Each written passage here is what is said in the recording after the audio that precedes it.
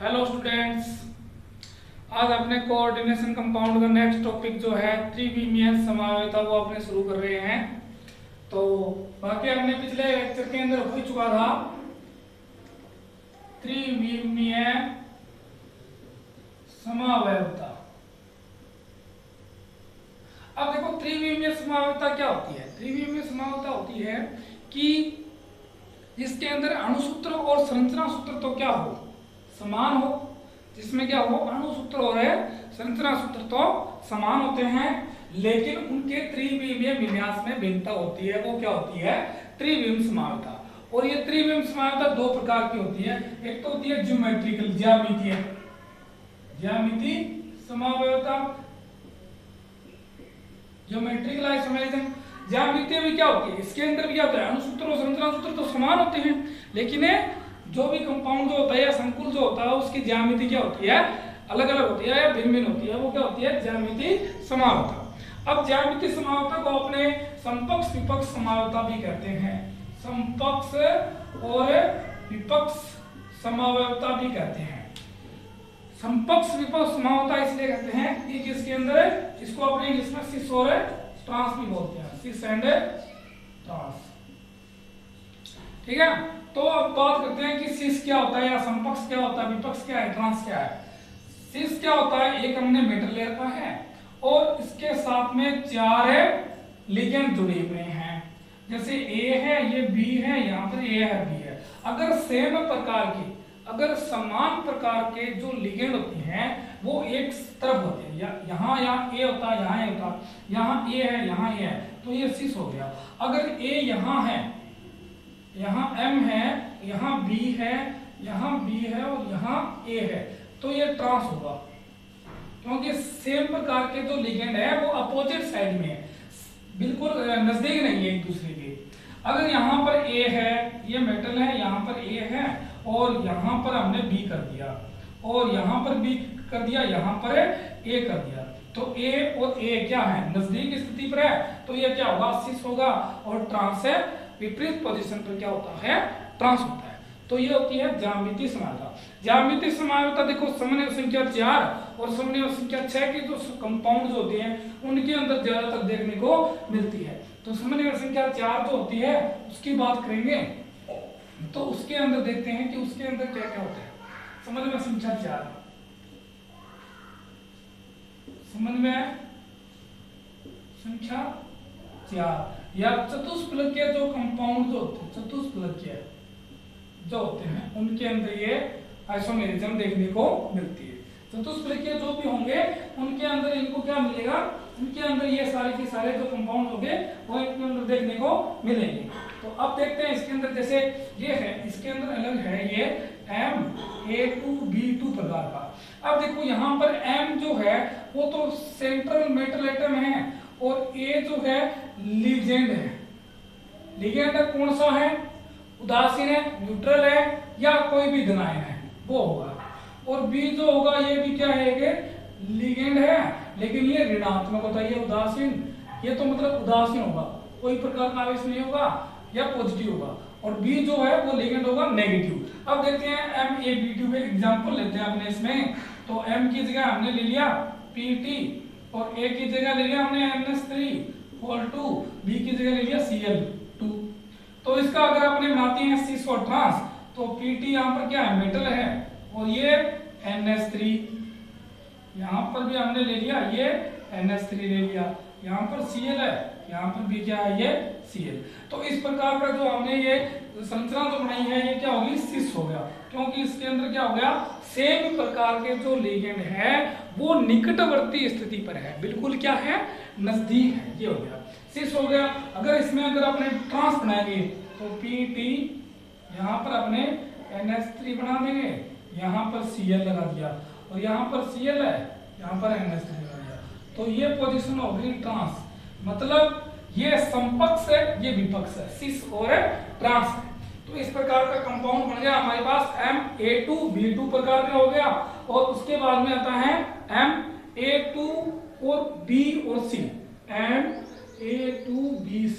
यहाँ पर A जो है ये भी एक दंतु लिगेंड है लेकिन उदासीन है, और B और C दोनों क्या है, ऋणात्मक लिगेंड है, एक दंतुक है, तो M की जगह कोई भी अपने जैसे कोई भी सेंट्रल मेटल एटम ले लेते हैं M की जगह, जैसे कोबाल्ट ले लिया हमने।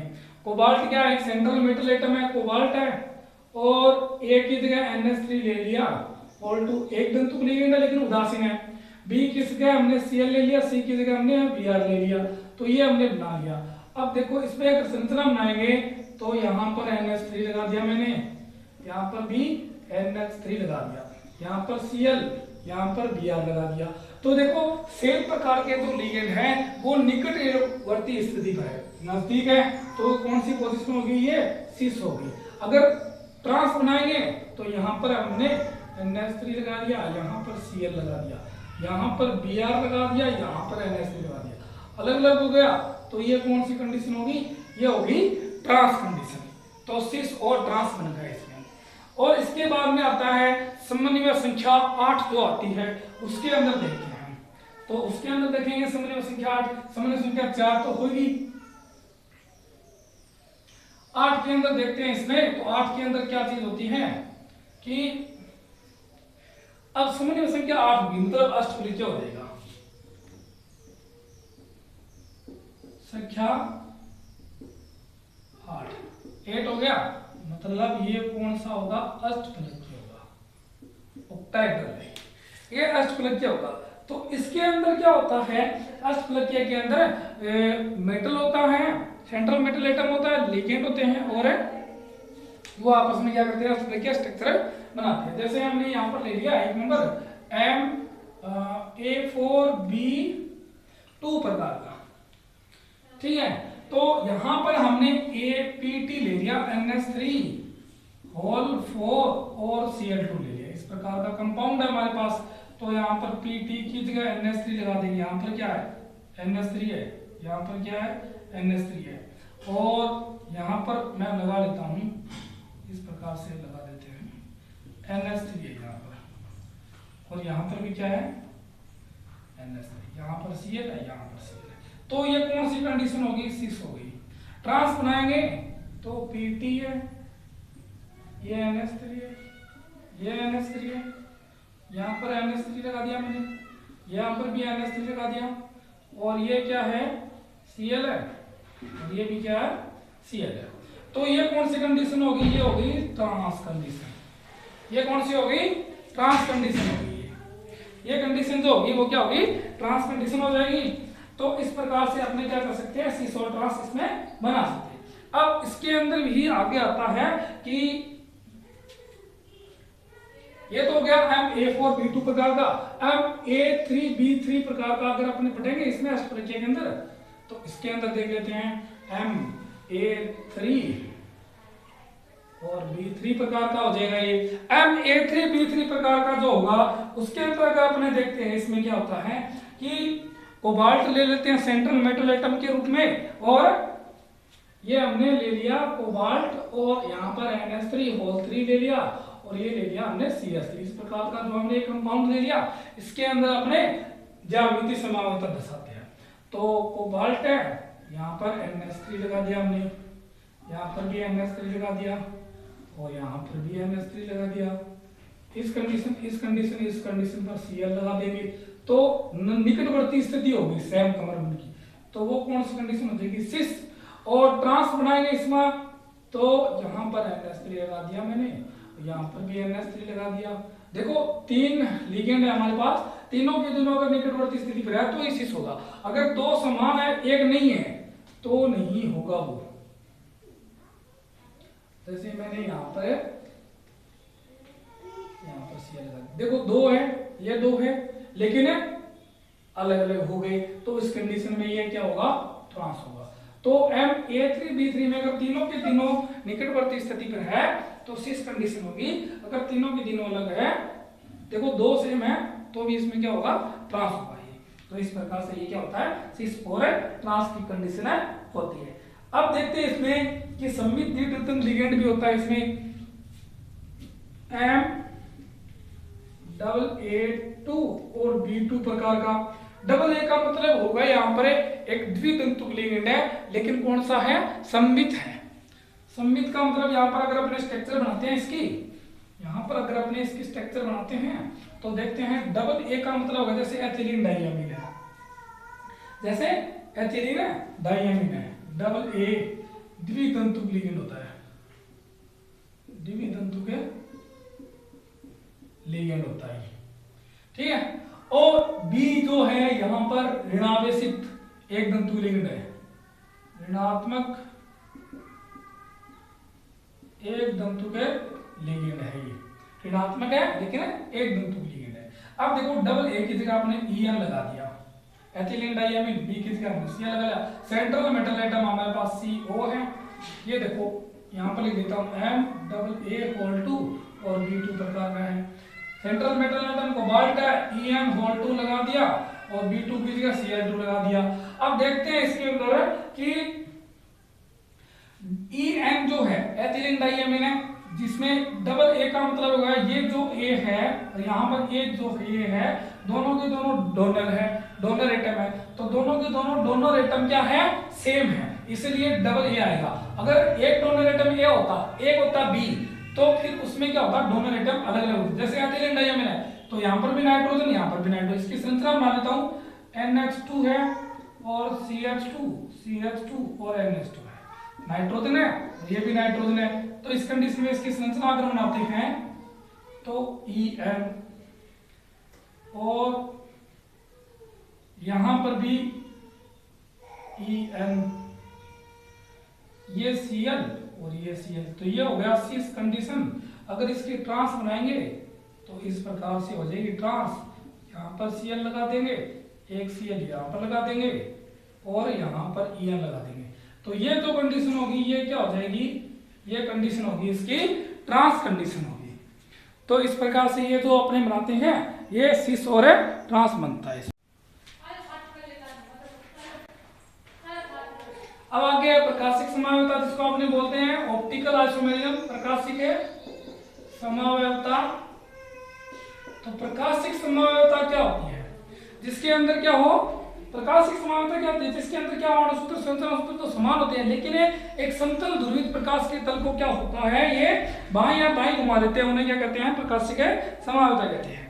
जो समतल ध्रुवित प्रकाश के तल को बाएं या दाएं घुमाते उसको क्या बोलेंगे, प्रकाशिक समावयवी। और ये जो प्रोसेस जो होती है प्रकाशिक समावयवता होती है। और प्रकाशिक समावयवता में एक चीज ध्यान में रखने वाली ये होती है कि इसके अंदर कोई भी सममिति तत्व है, इसके अंदर कोई भी सिमेट्रिकल एलिमेंट ऑफ सिमेट्री नहीं पाई जाती, कोई भी सिमेट्री नहीं होती किसी भी प्रकार की, कोई भी एलिमेंट की किसी भी सिमेट्री नहीं होती, ना तो सममिति x होता है, ना केंद्र होता है, ना तल होता है, कुछ नहीं होता। जो भी समावयव बनेगा ना प्रकाशिक समावयवी ऑप्टिकल आइसोमर बनेंगे, उसके अंदर कोई भी एलिमेंट्री नहीं होगी या कोई भी एलिमेंट्री सिमेट्री नहीं होगी। ये चीज इंपॉर्टेंट है, ये चीज ध्यान में रखने वाली है, कोई भी सिमेट्री नहीं होती है। अगर प्रकाश के तल को अगर वो दाईं ओर घुमा देता है, इस प्रकार से है ये, दाईं ओर घुमा दिया तो वो क्या होगा, डेक्सोरोटेटरी। अगर बाईं ओर घुमा दिया तो वो क्या हो गया, लिबोरोटेटरी। इस साइड में डेक्सोरोटेटरी होता है पॉजिटिव और लिबोरोटेटरी होता है माइनस, नेगेटिव से अपने शो करते हैं। तो इसके अंदर देखते हैं आइसोमर जब अपने बनाते हैं तो इसके अंदर भी चतुष्फलकीय और अष्टफलकीय संकुलकीय बनते हैं। तो चतुष्फलकीय और अष्टफलकीय के देखते हैं।